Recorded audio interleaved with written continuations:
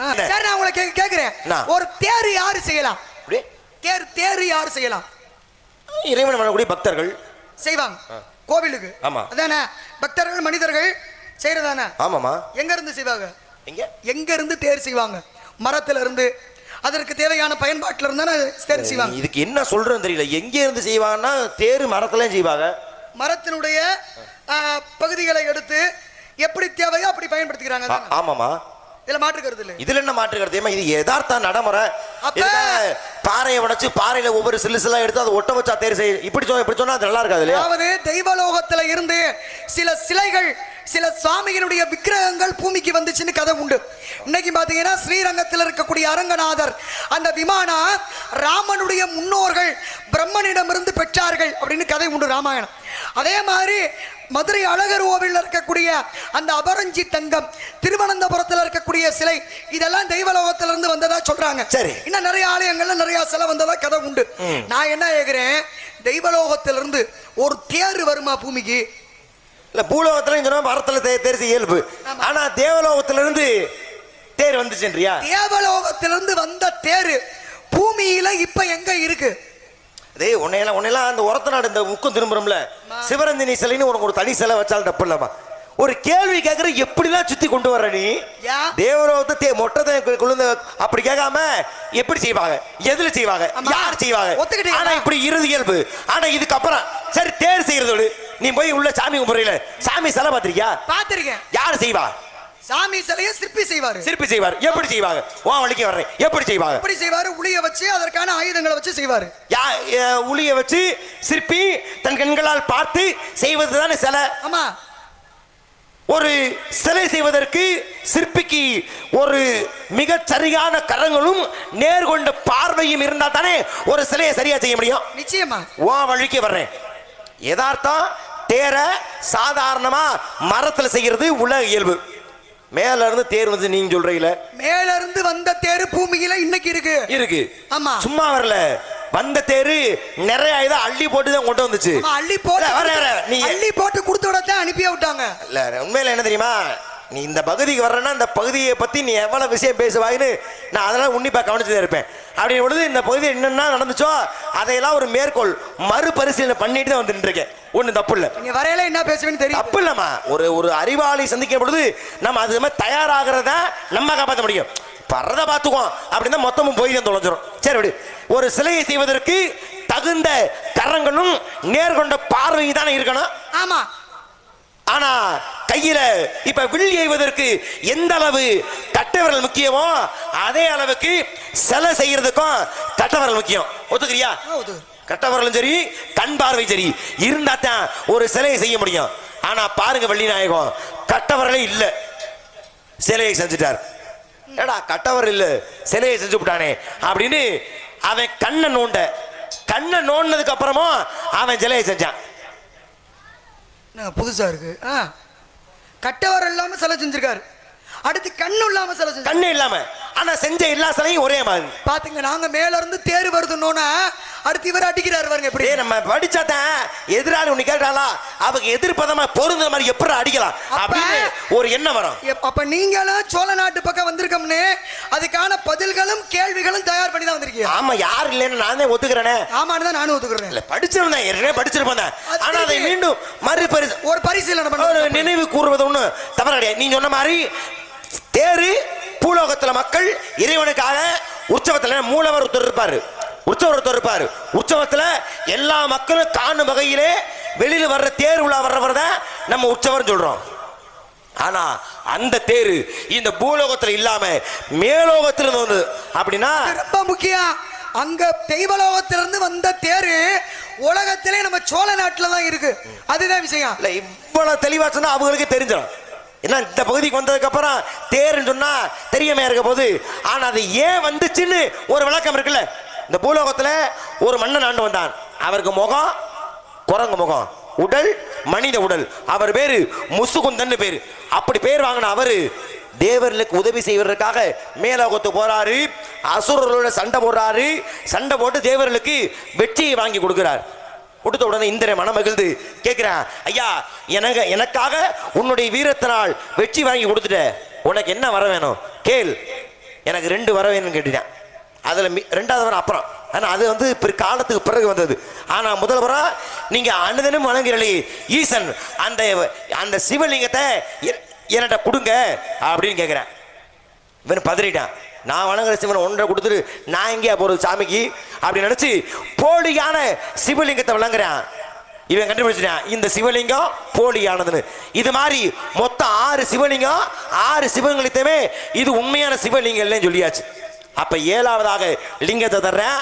அந்த லிங்கம் தான் அதனால் வரையில் இந்திரன் வழங்கிய லிங்கம், வீதி விடங்க பெருமான்னு பேரு. அந்த லிங்கத்தோட ஒரு லிங்கம்னா கையில கொண்டு வந்துடலாம், கிடைச்சது அவனுக்கு 7 லிங்கம் இல்லையா, அதனால 7 லிங்கத்தையும் கொண்டு வர்றதுக்கு இந்திரன்ட்ட பரிசா வாங்குறான் ஒரு தேரை. அந்த தேர் பேரு ஆழி தேர்னு பேரு. ஆழினா கடல், கடல் அளவு பெரியதா இருக்கிறதுனாலதான் அந்த தேருக்கு பேரு ஆழி தேர்னு பேரு. அவன் எங்க இருந்தான் அப்படின்னா திருவாரூர்ல இருந்தான். திருவாரூர்ல இருந்து மேலோகத்து போய் ஜெயிச்சு தானே அந்த தேர்ல வாங்கிட்டு வந்த 7 லிங்கத்தையுமே அந்த 7 வாங்கிட்டு வந்தாலும் இன்னைக்கும் அந்த வீதி விடக பெருமாள் திருவாரூர் தியாகராஜ பெருமாள் ஆலயத்தில் இருக்காரு. உண்மையான லிங்கம். மீதமுள்ள அந்த 6 லிங்கமும் வேற வேற ஊர்ல இருக்கு.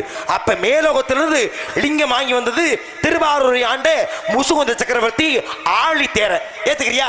திருவாரூரிலே சோழவள நாட்டிலே இருக்கக்கூடிய இந்த திருவாரூர் தேராகப்பட்டதுதான் இந்த பூலோக கதைப்படி புராணப்படி பூலோகத்தை செய்யப்பட்டது அல்லையா? தேர் கிடையாது. முசுகுந்தனால மேலோகத்துக்கு கொண்டு வரப்பட்டது. மேலோகத்திலிருந்து வந்த தேரு.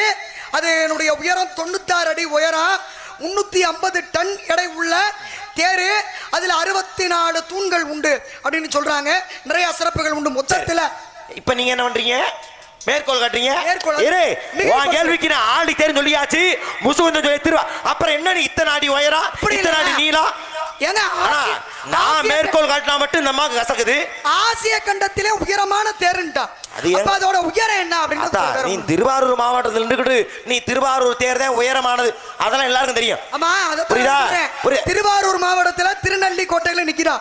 அப்ப இந்த மாவட்டத்துல இருக்கக்கூடிய அந்த தேர் தான் உலகத்திலே தெய்வலோகத்திலிருந்து வந்த தேர் அப்படின்ற சிறப்பு பெற்றிருக்குன்னு சொல்லணும். சரி, இப்ப நீ இங்க கேக்குறீல, இப்ப நான் கேட்டேன் பாத்தியா, அதுக்கு உனக்கு இன்னொரு வாய்ப்பு தர்றேன். நான் கேட்டது பதிலா இதே திருவாரூர் மாவட்டம் தான். சொல்லு. இந்த பகுதியில் இந்த சிற்பி விரல் இல்லாம, கட்ட விரல் இல்லாம செஞ்சுட்டான். செய்த விரல் இல்லாம செஞ்சத என்னடா விரல் இல்லாம செஞ்சான்னு சொல்லி கண்ணை நோண்டிட்டான். கண்ணே இல்லாம முதல்ல செஞ்சான் பாத்தியா, அதே அளவோட அதே அம்சத்தோடு செய்தான் அதே சிலைய. 14 உலகத்துக்கும் பஞ்சம், பசி. தேவர்களுக்கெல்லாம் பசிக்குமா அப்படின்னு கேட்காதீங்க, அன்னைக்கு நிலைமை தான்.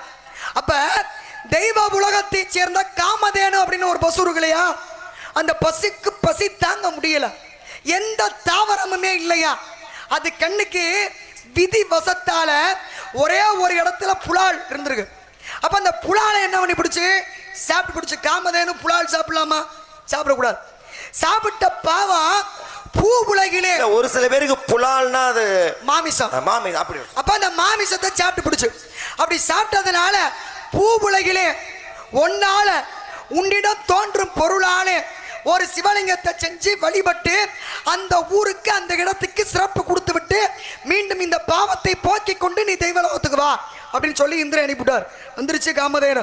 வந்தா என்னாச்சு, இங்க வசிஷ்ட முனிவராகப்பட்டவர் ஒரு இடத்துல தவம் பண்ணிக்கிட்டு இருக்கார். அங்க ஒரு பெரிய குளம், குளத்துல நீர் கிடையாது. அவர் தன்னுடைய தவ வலிமையாலே கொஞ்சம் கொஞ்சம் அப்படி மழை நீரை உருவாக்கி இறைவனை வணங்கிக்கிட்டு இருக்கார், தேவையானதை மட்டும் எடுத்து. அப்ப வந்த காமதேனு தவம் செய்தது. அப்படி தவம் செய்து வசிஷ்ட முனிவர் தவம் பண்ண அந்த குளத்துல தன்னுடைய பாலை நிரப்பிட்டு இவர் செய்ய வேண்டிய விஷயம் என்ன, இப்ப வசிஷ்ட முனிவர் தான் அங்க ஒரு சிவலிங்கத்தை ஏற்படுத்தணும், கோவில் கட்டணும், கோவில உருவாக்கணும். இதை உருவாக்கிட்டு காமதேனு அங்க இருந்து போயிருது. அப்ப அந்த குளம் பூரா காமதேனுவினுடைய பாலால் நிரம்பப்பட்டிருக்கிறது. அந்த பாலை என்ன பண்ணாரு வசிஷ்டரு, வெண்ணையா மாத்தினார். அந்த வெண்ணைய பூரா உருக்கி ஒரே சிவலிங்கமா ஆக்கினார்.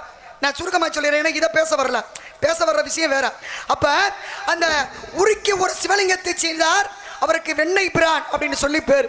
அப்படிப்பட்ட சிவலிங்கத்தை எடுத்து வேற இடத்துல பிரதிஷ்டை பண்ணுவான் அப்படின்னு கிளம்பும் போது, நீ சொல்ற கதையில வர்ற வெண்ணெய் மலை கரூர் பக்கத்துல இருக்கு. வெண்ணெய் மலைன்னு பேரு. ஆமா. வெண்ணெய் ஒரு சரி இல்ல அது மழை. நான் சொல்றது அந்த வெண்ணையாலே உருவாக்குனார். சிவலிங்கத்தை உருவாக்கி அதை எடுக்கும் போது எடுக்க முடியல, எடுக்க முடியாம சிக்கல் ஏற்பட்டது. அப்படி சிக்கல் ஏற்பட்டதுனால அந்த இடத்திற்கு அந்த ஊருக்கும் சிக்கல் அப்படின்னு சொல்லி பேர் வந்தது. பொதுவா சிக்கல்னோடனே நம்ம சிங்காரவேலன் முருகப்பெருமான் கந்த சஷ்டிக்கு முன்பாக தன்னுடைய தாயினிடத்திலே வேள் வாங்கக்கூடிய திருவிழா நடக்கிற இடம். அப்படி வேள் வாங்கும் போது இன்னைக்கும் உலகின் பெரு அதிசயமாக முருகனுடைய அந்த சிலையிலிருந்து வியர்வை துளியாகப்பட்டது வெளியில் வரக்கூடிய ஒரு காட்சி இப்பவும் நடைபெறுது. அப்படிப்பட்ட அந்த முருகனுடைய சிலையை ஒரு சிற்பி செய்தார். விஷயம் தான் நீங்க கேட்கறதுக்கு பதில் தான். அப்ப அந்த சிற்பி செய்யும் போது சோழ மன்னர் பார்த்தார். எப்படி இந்த பகுதியை அந்த காலத்தில் ஆண்டு வந்த சோழ மன்னர் பார்த்தவர் என்ன பண்ணாரு, அந்த சிலையை பார்த்து மெய் மறந்துட்டார். இவ்வளவு ஒரு அழகான சிலையா, இவ்வளவு ஒரு தத்துருவமான ஒரு சிலையா, இனிமேல் நீ இப்படி ஒரு சிலையை எங்கேயுமே செதுக்க கூடாதுன்னு சொல்லி அந்த சிற்பியினுடைய கட்ட விரலை வெட்டி வாங்கிறார். கட்ட விரல் இருந்தா தானே சிற்பம் செய்வா அப்படின்னு கட்ட விரலை வெட்டி வாங்கிறார். அப்படி வெட்டிய உடனே என்ன ஆகுது, அப்பா வந்த சிற்பி தன்னுடைய ஒரு மன வருத்தம் இருக்கும் இல்லையா, ஒரு நல்ல சிலை செஞ்சு தன்னுடைய விரலையே இழக்கிறேன் அப்படின்னா, அப்ப முருகனை வேண்டி மனம் முருகி வருத்தப்பட்டு உறங்கும் போது முருக கனவிலே காட்சி கொடுத்து மீண்டும் ஒரு இடத்தை சொல்லி அங்க வந்து கட்ட விரல் இல்லாமையே சிலை செஞ்சினார். சொன்னீங்கல்ல, சிலை விரல் இல்லாம சிலை செஞ்சது, விரலோடு சிலை செஞ்சது சிக்கல்ல, விரல் இல்லாம சிலை செய்ய போனது ஒரு இடத்துல. அங்க போய் சிலை செய்து அந்த மயிலோடு உருவாக்கும் போது இவர் செஞ்ச சிலை தத்துருவமா இருந்துச்சா, அதனால அந்த மயில் அப்படி பறந்து போச்சா. பறந்து போன மயில எட்டிப்புடி அப்படின்னு சொன்ன இடத்தை தான் இன்னைக்கு எட்டுக்குடி அப்படின்னு பேரு. அப்ப எட்டுக்குடியிலையும் இவர் அதே மாதிரி ஒரு தத்துருவமான சிலையை செய்கிறார். மன்னர்னா ஒற்றர்கள் இருப்பாங்கல்ல, மன்னருக்கு தகவல் போயிருச்சு, கட்டவரல் இல்லாம இப்போ ஒரு சிலையை செஞ்சு விட்டான். என்ன செய்யறது? அப்ப விரல் இல்லாம சிலை செய்யறான்ல, கண் இல்லாம எப்படி சிலை செய்வான்? கண் இல்லாம சிலை செய்ய முடியாதுல. இவன் 2 கண்ணையும் குருடாக்குங்களா அப்படின்னு கண்ணை குருடாக்கிட்டாங்க.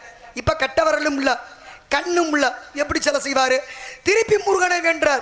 அப்படி முருகனை வேண்டும் போது மீண்டும் ஒரு இடத்தை சொல்லி அங்க கட்டவரல வேணாம், உனக்கு கண்ணு வேணாம், என்னை நினைச்சு நீ சிலை செய்ய, அந்த சிலை நல்லபடியா வரும் அப்படின்னு முருகனுடைய வார்த்தையை கேட்டு அங்கே சென்று கட்டவரலும் இல்லாம கண்ணும் இல்லாம முருகனையே தன்னுடைய எண்ணத்தை கண்ணாக கொண்டு சிலை செய்தார். அதுவும் தத்துருவமாக வந்துச்சு. அப்படி எண்ணத்தை கண்ணாக கொண்டு முருகனுடைய சிலையை உருவாக்கினார். அதனாலதான் அந்த இடத்திற்கு பேரு என் கண், எண்ணமே கண்ணானதாலே என் கண் முருகன் கோவில் அப்படின்னு பேர் வந்துச்சு. மொத்தத்தில் நல்லா இருக்கும்போது சிலை செஞ்சது சிக்கல்ல, கட்டவரல் இல்லாம சிலை செய்தது எட்டுக்குடியில, கண்ணும் கட்டவரலும் இல்லாம சிலை செய்தது என் கண் அப்படின்ற இடத்துல. இதனால உருவானது 3 முருகனுடைய ஆலயங்கள், 3 முருகனுடைய விக்கிரகங்கள். இதான் நீங்க கேட்டதுக்கு பதில். 3 நிறைய பேர் இந்த கேள்வி கேட்டிருக்கேன், பதில் சொல்லியிருக்காங்க. தப்பு இல்ல, யாரையும் குறை சொல்ல விரும்பல. ஆனா இவ்வளவு தெளிவா சொன்னது கிடையாது. ஏன்னா சிக்கல் என்பது அந்த லிங்கத்துக்கு எடுக்க முடியாத சிக்கி தவித்தது சிக்கலாகவும், என் கண் என்பது கண் கிடைத்தது. அவர் இந்த சிலை செஞ்சு முடிச்சோடனே அவர் கண் பார்வை முருகன் அருளினார், என் கண் கிடைத்தது, என் கண் என் கண் என் அது சொல்லிடுவாங்க. ஆனா 8 குடிக்கான காரணம் உண்மையில் வேற யாரும் சொன்னதில்லை. படிச்சதை நினைவுபடுத்துற மாதிரி எட்டிப்பிடி, ஏன்னா மயில் தத்துருவம் உயிர் வந்து பறந்த பொழுது எட்டிப்பிடி எட்டிப்பிடி என்பது 8 குடியாக மாறி விவரம் புதுசா இருக்கு. ரொம்ப சந்தோஷம். சரி, சந்தோஷம். பாராட்டுக்கு ரொம்ப நன்றி. பாராட்டுல என்னதான் மனசுக்கு ஒரு ஆமோதிப்பு. சரி, படிச்சத எதை எதிராடி சரியா சொல்றாங்க ஒரு ஆமதிப்பு, மத்தனை பாராட்டலாம் கிடையாது. இவ்வளவு கோயிலுக்கு எல்லாம் போறோம்ல, எல்லாம் இவ்வளவு கோயில் இருக்கு, நம்ம சொல்றது கூட கோவில் ஆலயங்கள் தானே, முருகன் கோயில்கள், முருகனுடைய ஸ்தலங்கள் தானே. அப்ப இவ்வளவு கோவில், திருவாரூர் கோயிலா இருக்கட்டும், எண்கண்ணா இருக்கட்டும், எட்டுக்குடியா இருக்கட்டும், நம்ம திருநெல்லிக்கோட்டை சிவனா இருக்கட்டும், எந்த கோயிலா இருந்தாலும் எப்ப திறந்திருக்கும்? எப்ப கோவில் திறந்திருக்கும்? ஒவ்வொரு ஆலயத்திலையும் 3 கால பூஜை நடக்கும், 6 கால பூஜை நடக்கும். பெரும்பாலும் காலையில திறந்திருக்கும், இரவு. எப்ப திறக்கும்? காலையிலமா? காலையில ஒரு பிரம்ம முகூர்த்தம், ஒரு குறிப்பிட்ட நேரத்தில் சாமிக்கு அபிஷேகம். ஏன் நீ இப்படி கேட்கும் போது யோசிக்கிறேன்னா, நீ கேட்கறது சாதாரணமா தான் இருக்கு. ஆனா நான் ஒரு விஷயம், சாதாரண விஷயத்தை கேட்டுவிட்டு இது தேர் யார் செய்வா? மக்கள் செய்வாங்கம்மா. எதுல செய்வாங்க? மரத்துல. ஆனா வானத்துல இருந்து நீ இந்த மாதிரி திருத்துருவம் பண்ணு. அதனால வைக்கும் போது சீனி வெடி மாதிரி இருக்கும். அடுத்து வைக்கும் போது அது எப்படி பெரிய அணுகுண்டுன்னு தெரியும். பிரச்சனை வித்தியாசம் தான். நம்ம வித்தியாசம் இருக்கிற உலகத்துல சிறப்பு ஏற்படுது. சரி நீ கேளு சொல்றேன். காலையில திறக்கிறது இயல்பு. நம்ம கோயிலாம் காலையில தானே திறப்பாங்க. பாக்குற இந்த வேலை ஆண்டவன் கொடுத்த ஒரு பெரிய ஒரு சொத்தா நான் நினைக்கிறேன் இந்த வேலையை.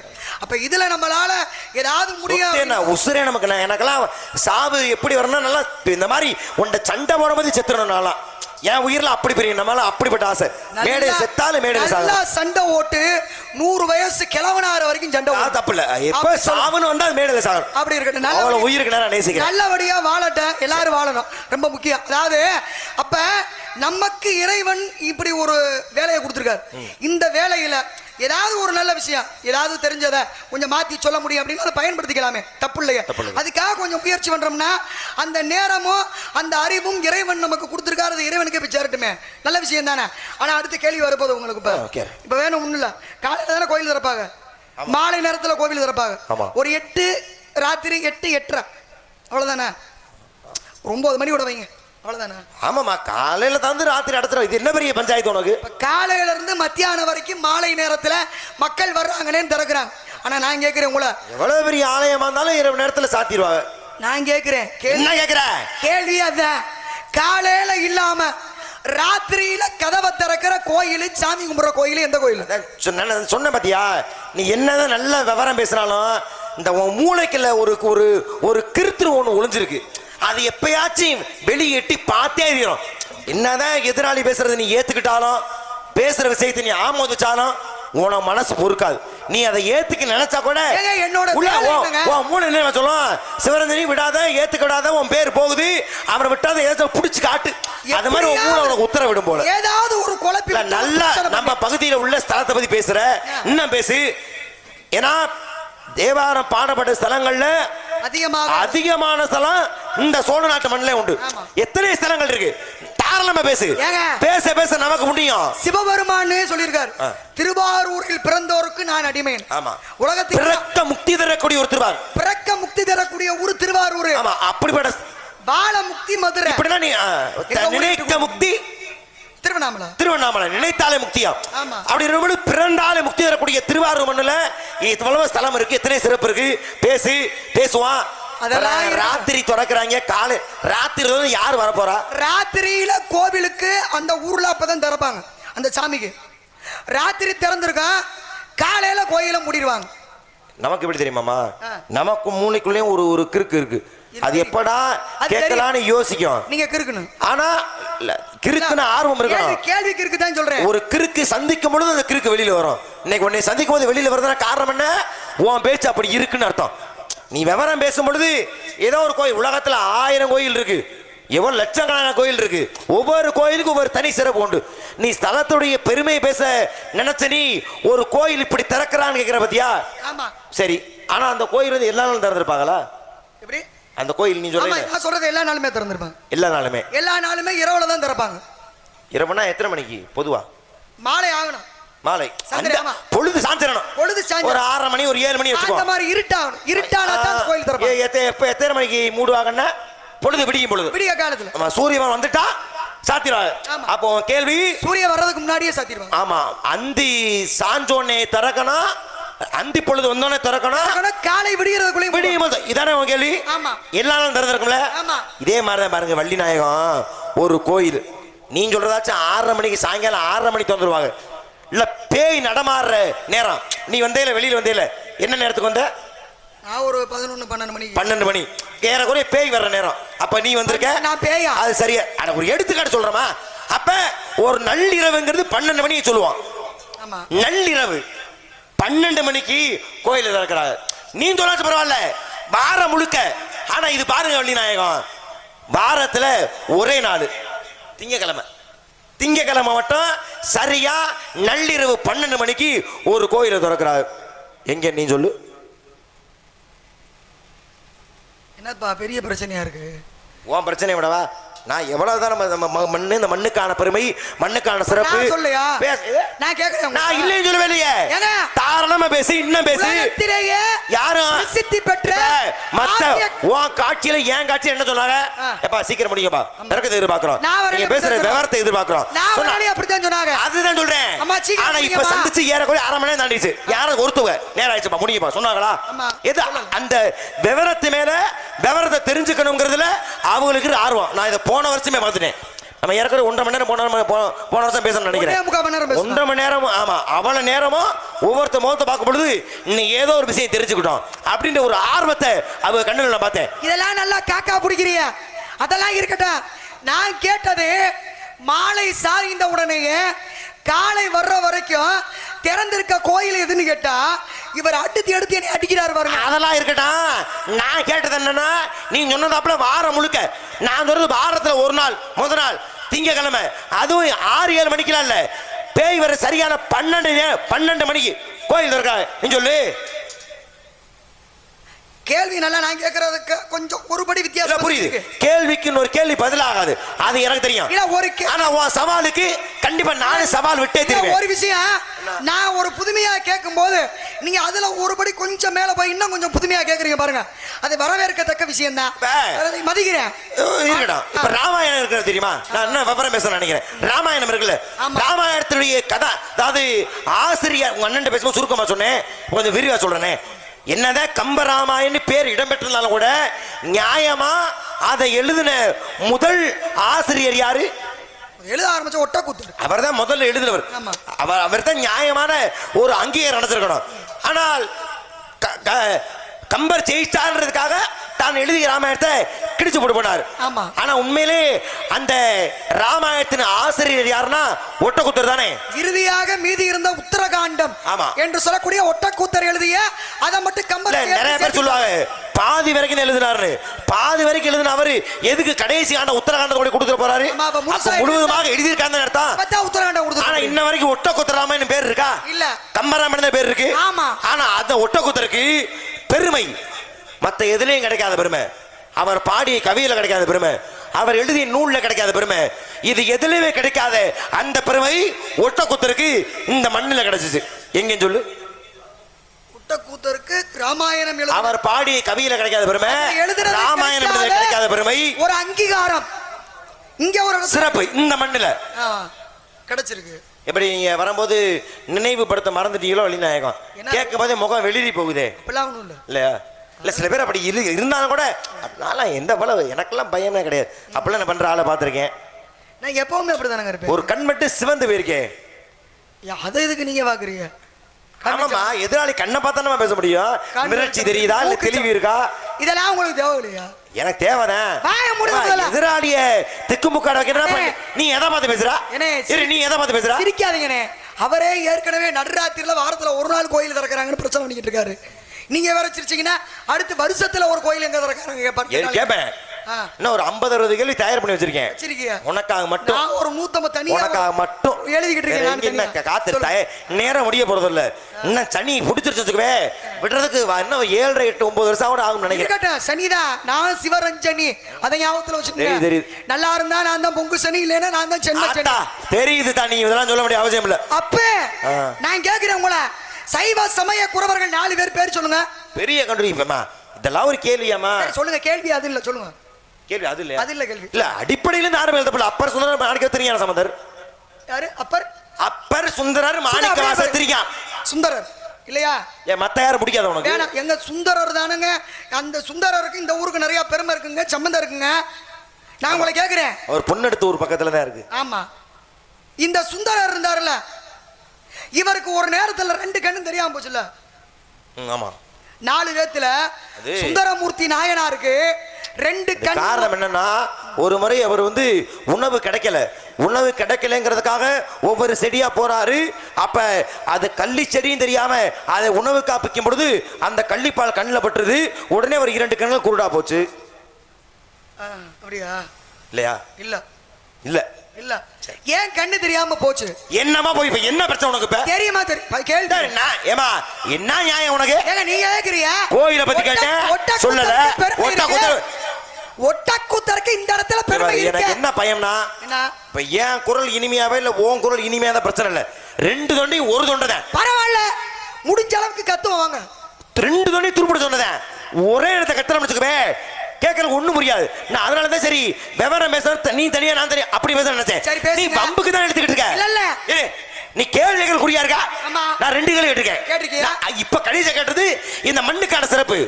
ஒட்டக்கூத்தருக்கு பெருமை கிடைத்தது இந்த மண்ணுல தான். நீங்க சொன்ன மாதிரி பாண்டி நாட்டுல இல்ல. ஒட்டக்கூத்தராகப்பட்டவர் சிறப்பு பெற்றவர். அத நான் மறுக்கல. அப்புறம் என்ன? அவரால உருவாச்சு. ஒட்டக்கூத்தர் சிறப்பு பெற்றவர் தான்.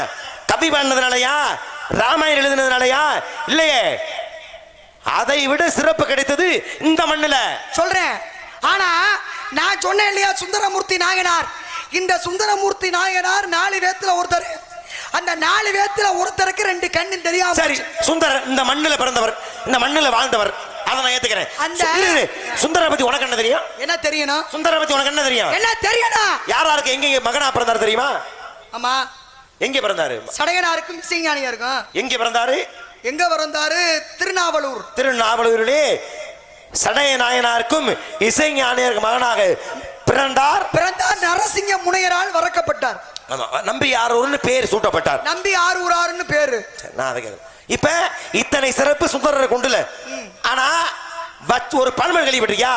வச்சவன் தான் எடுக்கணும், வள்ளி தெரிஞ்சவன் தான் நடக்கணும், தொலைச்ச இடத்துலதான் தேடணும். கேள்விப்பட்டிருக்கீங்களா? கேள்விப்பட்டிருக்கேன். எங்க தொலைக்கிறோம் அங்கே போய் தேடுப்பா அப்படின்னு சொல்லுவாங்க. ஆனா இது சுந்தரருக்கு பொருந்தாது. சுந்தர பத்தி கேக்குறீல, எங்க வைக்கிறோமோ அங்கேதான் எடுக்கணும், எங்க தொலைச்சோமோ அங்கேதானே போய் தேடணும். ஆனா சுந்தரர் ஒரு பொருளை போட்டார் ஒரு இடத்துல, எடுத்தார் இன்னொரு இடத்துல. சுந்தரர் நீங்க கேட்டீங்கப்ப வேற ஒரு இடத்துல போட்டு இன்னொரு இடத்துல எடுத்தாரா? போட்டது ஏதோ ஒரு இடத்துல, எடுத்தது ஏதோ ஒரு இடத்துல. ஆனா எடுத்த இடத்துக்கும் நம்ம பகுதிக்கு ஒரு சம்பந்தம் உண்டு இருக்கு. சரி சொல்றேன், இருக்கட்டும். அது இங்க தான் இருக்குன்னு நினைக்கிறேன், சொல்லிடுறேன். அப்ப இந்த சுந்தரருக்கு 2 கண்ணும் தெரியாம போச்சு. என் விஷயத்துக்கு முதல்ல வாங்க. ஒரு கண்ணு ஒரு ஊர்ல தெரிஞ்சிச்சு, இன்னொரு கண்ணு இங்கதான் தெரிஞ்சிச்சு. அது எங்க தெரிஞ்சிச்சு? இதுதான் கேள்வி. நீங்க பதில் சொல்லுங்க. அதுக்குள்ள நீங்க கேட்ட கேள்வியை நான் முடிச்சுட்டு திருப்பி வந்துடுறேன். இப்ப நீங்க கேட்டீங்க இல்லையா, சுந்தரரு போட்ட இடம் ஒண்ணு, ஆனா எடுத்த இடம் இன்னொன்னு. இதான் கேள்வி. ஏன்னா சுந்தரமூர்த்தி நாயனாருடைய பாடலை கேட்க சிவபெருமான் பல இடங்களுக்கு அவர் வர சொல்லியிருக்கார்.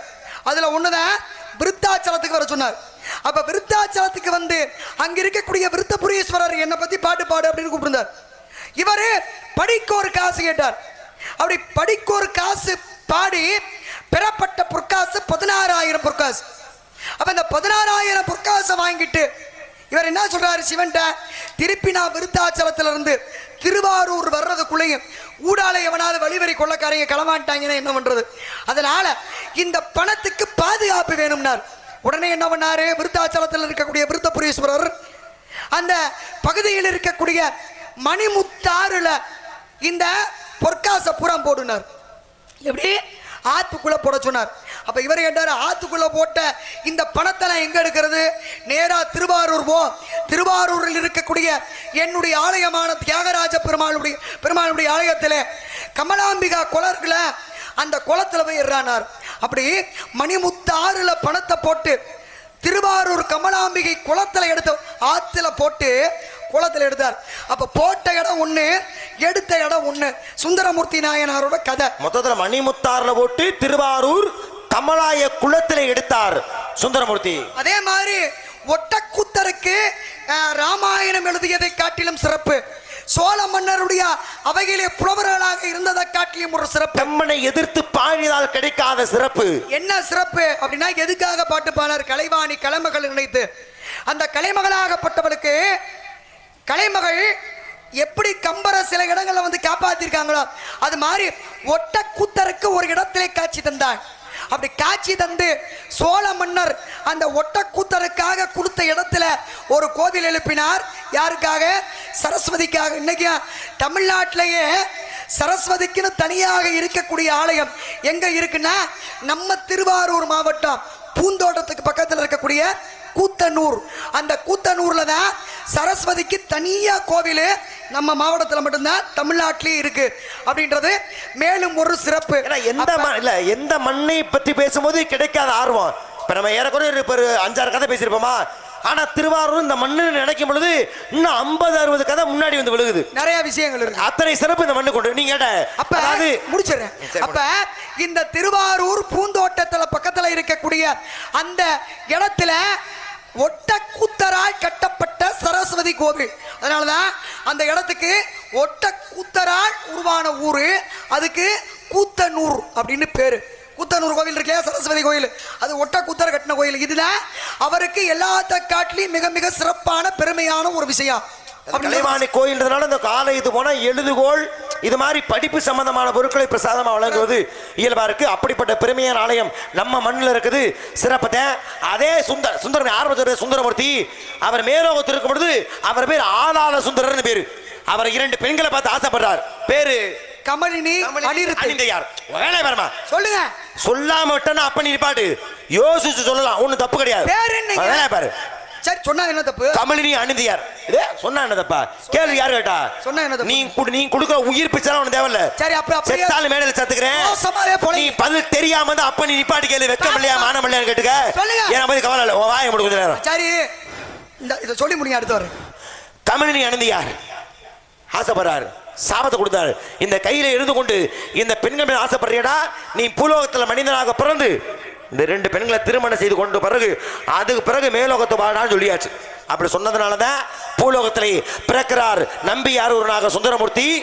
இப்ப இந்த 2 பெண்களும் யாராக பிறக்கிறாங்கன்னா பறவை நாச்சியாராக திருவெட்டியூர் என்று சொல்லக்கூடிய ஸ்தலத்திலே பிறக்கிறார்.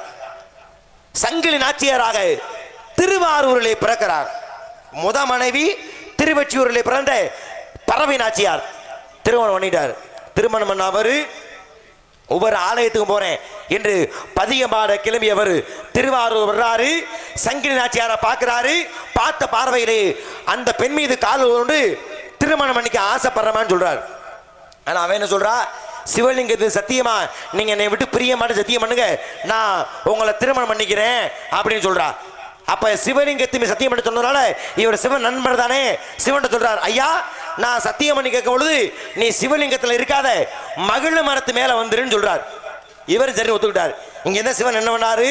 திரும்ப சங்கிலி நாச்சியார் கனவுல போய் நீ சத்தியம் வாங்கும் பொழுது லிங்கத்து மேல வாங்காத மகிழ மரத்துல வந்து வாங்கன்னு சொல்ல. இங்க 2 பக்கமும் வேலையை பார்த்துட்டாரு சிவபெருமான். இப்ப சத்தியம் வாங்கும் பொழுது லிங்கத்து பக்கத்தில் இல்லாம மகள மரத்து அடியில சத்தியம் வாங்கிட்டான். சிவலிங்கம் சத்தியமாக நான் உன்னை விட்டு பிரிய மாட்டேன்னு சத்தியம் பண்ணி கொடுத்த அவரு கொஞ்ச காலத்துக்கு பிறகு தன் மனைவி பறவை நாச்சியார் ஞாபகம் வருது. வர்றாரு. வந்து திருவாரூரை விட்டு கால் எடுத்து வச்சாரா இல்லையா? திருவாரூரை விட்டு கால் எடுத்து வச்சோடனே அவர் கண்கள் குருடாக போனது. கண் பார்வை பறி போயிருச்சு.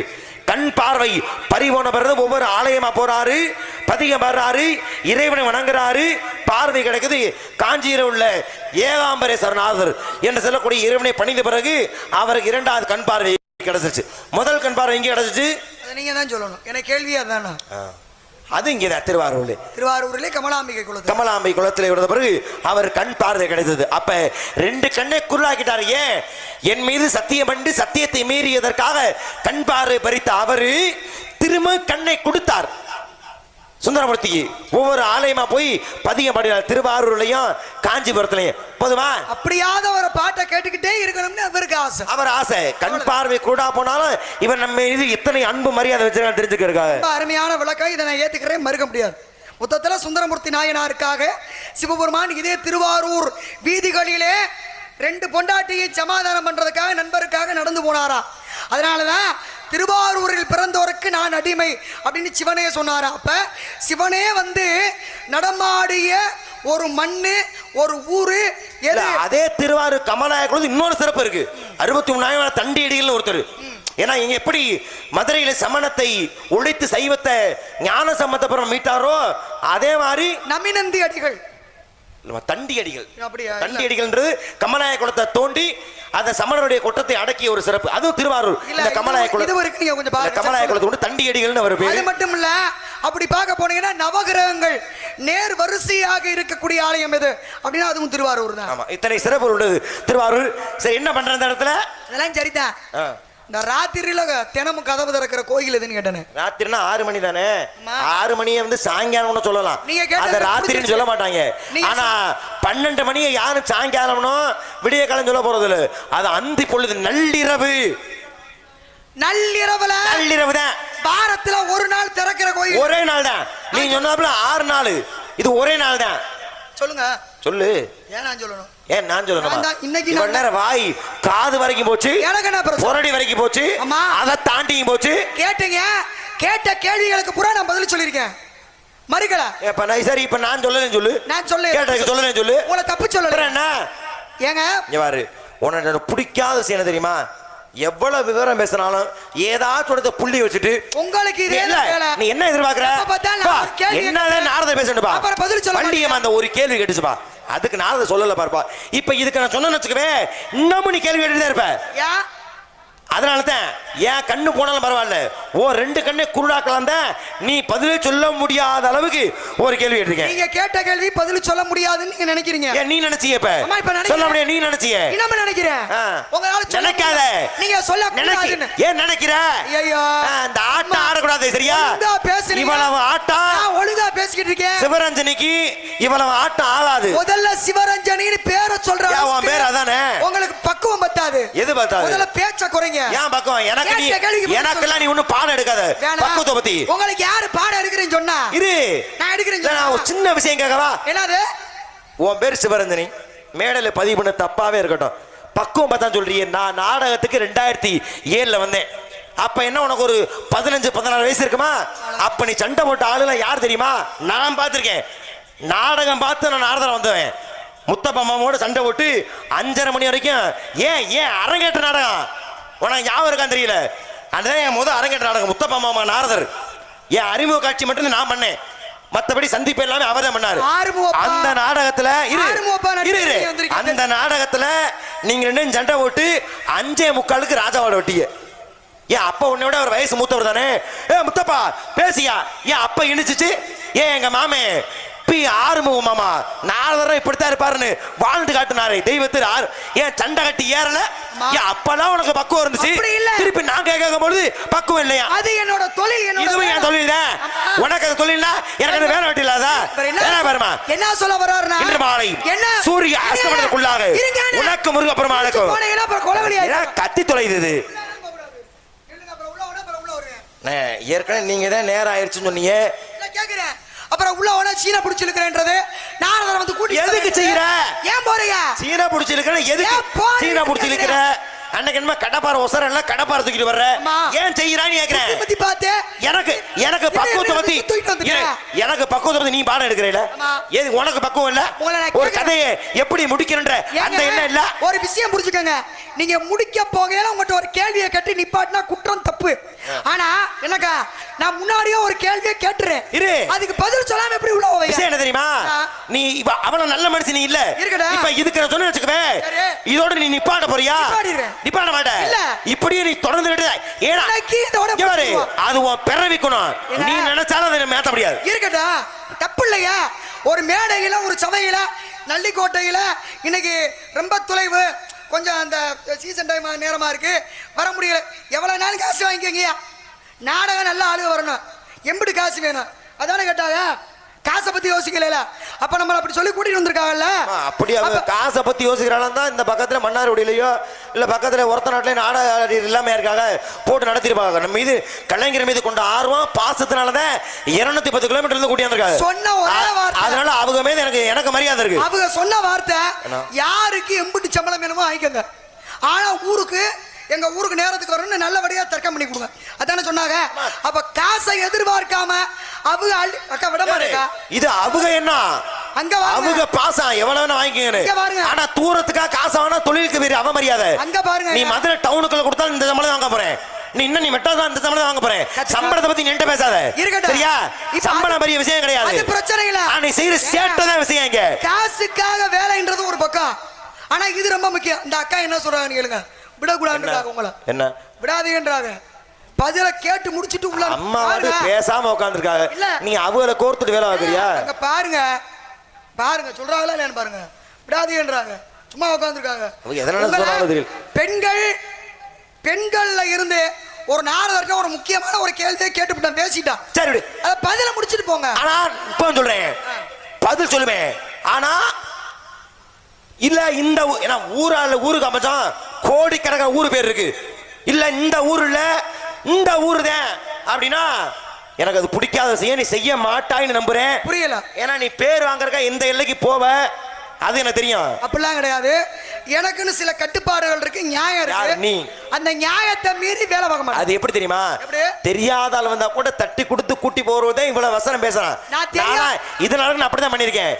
ஏன் நீ போன வருஷம் இதே மணிக்கு வந்த ராஜா பாட்ட அவர் வாட்டு பேசாம இருந்தாரு. நீ 6:45 வரைக்கும் அவர் வருத்தெடுத்தியே ஞாபகம் இல்ல? அதோட போய் எழுதி போட்டாலும் நீ அவன நல்ல மனுஷன் இல்ல. நீ ஒரு நல்ல மனிதர் பேசிக்கிட்டு இருக்க. தெரியாத ஆளுக்கு இங்க என்ன வேலை? அது சரித்த தெரியாம வராதீங்க. தெரிஞ்சதை சொல்லும்போது வீம்புக்கு மறக்க கூடாதுல. தெரியும்ல உங்களுக்கு. ஊரா இவருக்கு பேரு இளம் புயல். என்னடி புயல்? நாங்க சுனாமி இருக்கல புயலா? எனக்கு இப்ப இந்த பட்டம் கொடுத்து ஒரு 10 வருஷம் இருக்குமா? உனக்கு 20 வருஷம் கொடுத்தாங்களே வீரமங்கை சிவரஞ்சனே. ஏன் அப்ப இனிச்சுக்கிட்டு வாங்கடா? சீரும் சிங்கம். சீரும் சிங்கம். சிங்கத்தை ஒவ்வொரு பல்லா வெட்டி புடுங்கணும்னா அது பேசாம பால் சூடி கடந்துற முதல்ல. என்னமா பிரச்சனை உனக்கு? இப்ப கலட்டி எடுத்து போடுவான். நள்ளிரவுல வாரத்துல 7 நாளும் இல்ல ஒரு நாள் மட்டும் திறக்கிற கோயில் இது. அத முதல்ல நீ யோசி. ஆனால் தினமும் திறக்கப்படுது. பொதுவா ஒரு கோயில்னா உன்னோட ஒரு நாடு ஆடுறது ஒண்ணு, மற்றவள 10 நாடு ஆடுறது ஒண்ணு. காலையில ஆரம்பிச்சு காலையில நடை திறந்து இரவுல நடை சாத்துவதுதான் எந்த ஒரு ஆலயத்திற்குமான ஒரு எப்போ நடக்கக்கூடிய விஷயமா இருக்கும். ஆனா என்ன சொல்ற, மாலை அந்தி பொழுது சாய்ந்த பிறகு மாலையில் நடை திறந்து சூரியன் உதிக்கின்ற பொழுது நட சாத்துறது அப்படின்னு. இப்ப நம்ம பேசுறது என்ன, திருவாரூர் மாவட்டம் வந்தாலும் ஓ மாவட்டத்தை என்னைக்கு விட்டு கொடுக்க மாட்டேன், மதுரை மாவட்டத்தை. அது நல்லாவே தெரியும். அதனால அங்கே உள்ள ஸ்தலங்களை கொஞ்சம் கொஞ்சமா யோசிச்சு பார்த்தேன். எந்த மதுரை ஸ்தலத்துல எங்கே எந்த ஒரு சிறப்பு அது அந்த அந்த ஸ்தலம் அது ஒரு அம்பாளுடைய ஸ்தலம் தான். அந்த அம்பாள் பேரு கலாதேவின்னு பேரு. அந்த அம்பாளுடைய பேரு அது எங்க உள்ள ஆலயம் அப்படின்னா சிலார்பட்டின்ற ஒரு ஸ்தலத்தில் உள்ள கலாதேவி அம்பாள் ஆலயம். அந்த ஆலயம் அந்தி பொழுதுல நடை திறந்து சூரியன் உதிக்கும் பொழுது நட சாத்துற கோயில். கலாதேவி என்ற காலாதேவியினுடைய ஆலயம். காலத்திற்கு அந்த காலாதேவி என்று ஆலயம். ஆனா சொல்லும் பொழுது கலாதேவி அம்மன் கோயில் சொல்லுவாங்க நடைமுறைப்படி. நான் அந்த கோயில் போனதில்ல, ஆனா சொல்ல கேள்விப்பட்டிருக்கேன். கலாதேவி அம்மன் ஆலயம். மதுரையிலிருந்து ராஜபாளையம் போற வழியில கல்லுப்பட்டி அப்படின்ற இடத்துல சாமி. கல்லுப்பட்டி பக்கத்துல ராஜபாளையம் போற வட்டி கல்லுப்பட்டி அந்த பகுதியில் இருக்கு. நான் அந்த கோயில் போனதில்ல, ஆனா படிச்சிருக்கேன், கேள்விப்பட்டிருக்கேன்.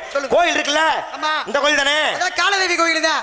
வேற வேற அவ்வளவுதான். சரிதான், முன்னாடியே சொல்ல வேண்டியது. அதுக்கு கத்திக்கிட்டு கிடைக்கிய இந்த சரிட்டான் இந்த சரிட்டான் சொரிட்டான் சொல்றதுக்கா நீ வண்ண தவி கிடந்த 11 வினாடிகள் அந்த இடத்துல இருக்கக்கூடிய அந்த கால சக்கரத்துல அந்த கலாதேவி என்ற காலாதேவி கோவில்ல. இப்ப நீ மேற்கோள் காட்டுறதுக்கு நீ சொல்ற பதிலா நான் சொன்ன பதிலா? நீங்க சொன்னதுக்கு தான் பதில். எதுக்கு வாயை திறக்கிற?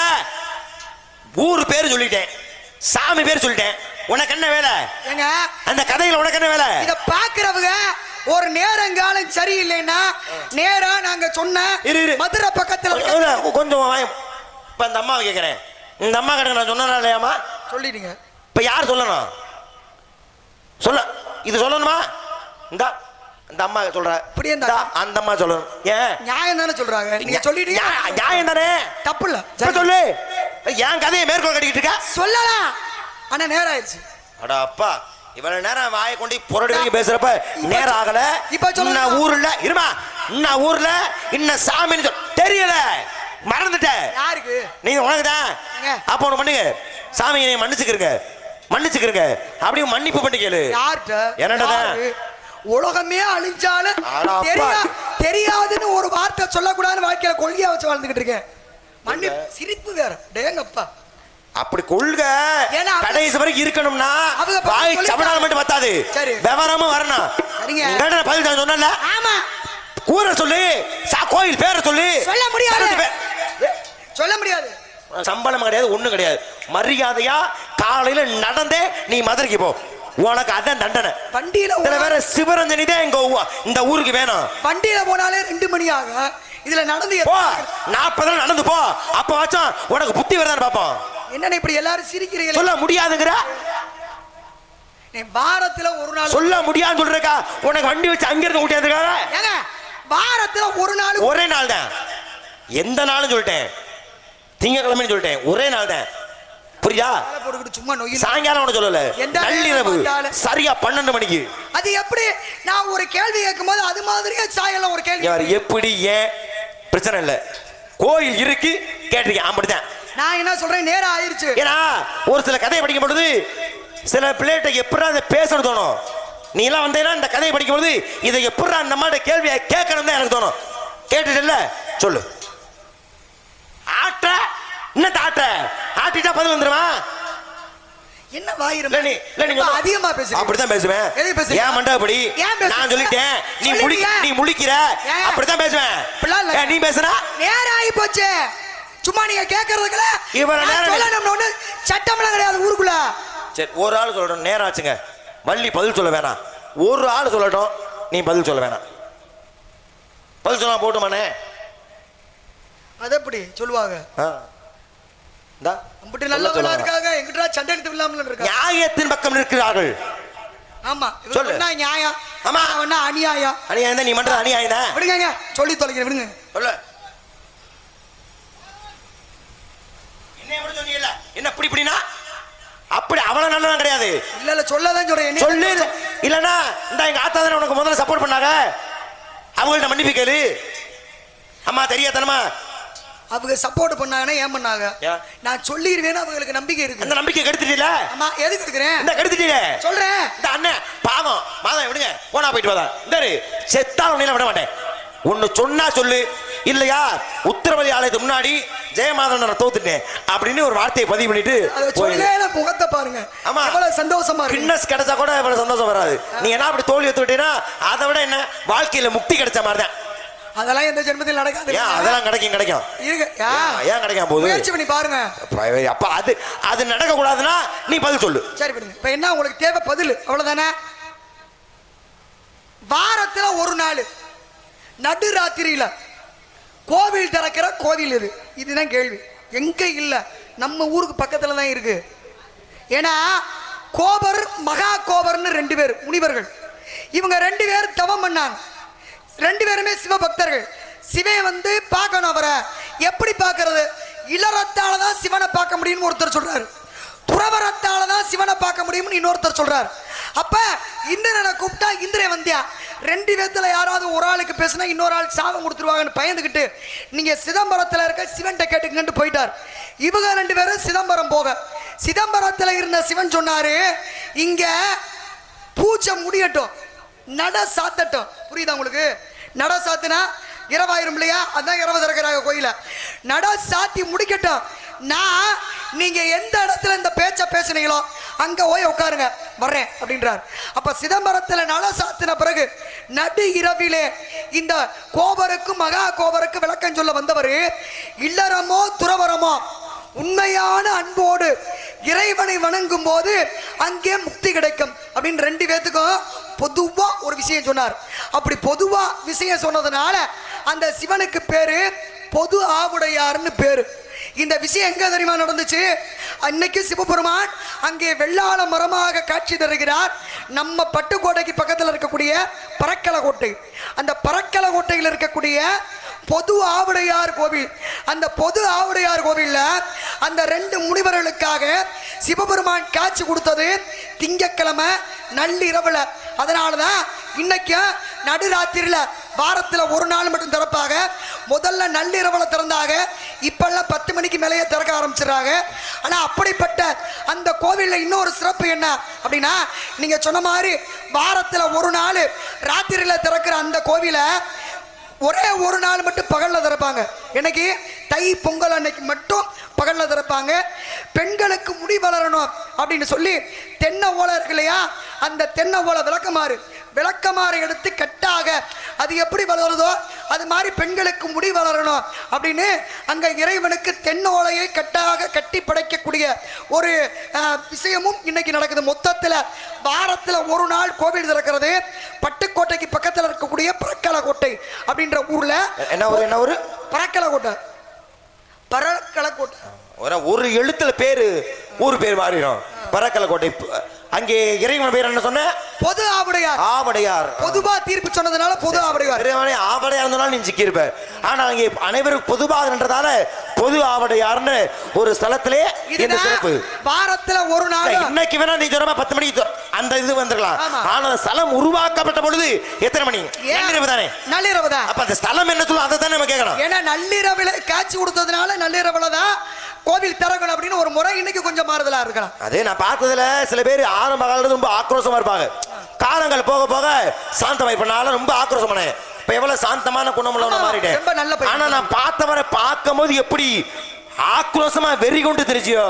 வெறி அதிகமா இருக்க தவிர குறைந்த மாதிரி தெரியல. அப்படி இல்லையா? இதுல என்ன தப்பு இருக்கு? இந்த வெறிக்கு யாரு பலியாக போறான்னு தெரியல. நீங்க ரொம்ப அமைதியான ஆளா? ஆமா, சாந்தமான ஆளு. நீங்க சொன்ன மாதிரி அப்ப இருக்க ஆளுகட்டையும் சண்டை ஓட்டி இப்ப இருக்க ஆளுகட்டையும் சண்டை ஓடணும்னா அதுக்கு நம்மள தயார்படுத்திட்டு சண்டை ஓடணும். அது ஏத்துக்கண்ணே. விவரத்தை அதிகப்படியா தெரிஞ்சுதானே இங்க அறிவு வேலை செய்யும். சரி, முருகப்பர் தான் மாத்த மாப்பிள்ள கட்டிக்க. இல்ல எனக்கு பிடிக்கல. பிடிக்க கட்ட மாட்டேன். நீங்க கட்டாத வரைக்கும் முருகனுக்கு நல்லது, நல்லா இருப்பார். இன்று மாலை சூரிய அஸ்தமனத்துக்குள்ளாக உனக்கு முருகப்பெருமானுக்கு திருமணம் செய்ய வைக்காவிட்டால் நாரதம் அல்ல பிரம்ம முடிச்சவல்ல. உன்னை முருகன் திருமணம் செய்யாமல் மீண்டும் பல கேள்வியோட நல்லா தயார் பண்ணிக்க. நல்லா தயார் பண்ணிட்டு வா. உன்னை முருகன் திருமணம் செய்யாமல் இன்று மட்டுமல்ல இன்று முன்னே விடவே மாட்டேன். நாராயணா.